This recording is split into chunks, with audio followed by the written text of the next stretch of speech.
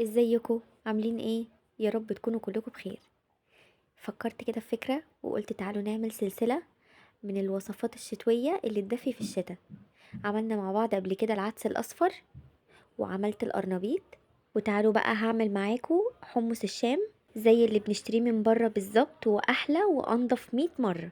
هنعمله بقى بطريقة سهلة وبسيطة ومن غير أي إضافات ملهاش لازمة.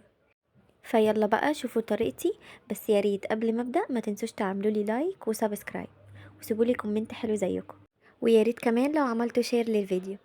يلا بقى نبدا ونقول بسم الله. معايا كده ربع كيلو من الحمص. الحمص ده الحمص السريع. جبته ونقعته 6 ساعات. لازم طبعا يتنقع الاول، فنقعته كده 6 ساعات قبل ما اسويه. في ال6 ساعات غيرت له المية مرتين، علشان المية بيبقى فيها كل الغازات اللي طلعت من الحمص.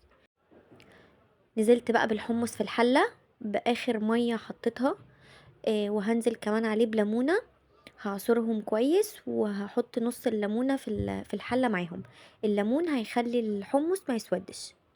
سبتهم كده لحد ما يغلوا ويخشوا في السوا. اول ما يبقى 50% سوا هنزل عليهم بربع كيلو من الطماطم المعصورة. هحط كمان عليهم كيس من الصلصة، كيس كده صغير بمقام معلقة كبيرة. هنزل كمان بنص معلقة كبيرة من الثوم المفروم، وهحط الملح، هظبط الملح بتاعهم طبعا حسب الرغبة.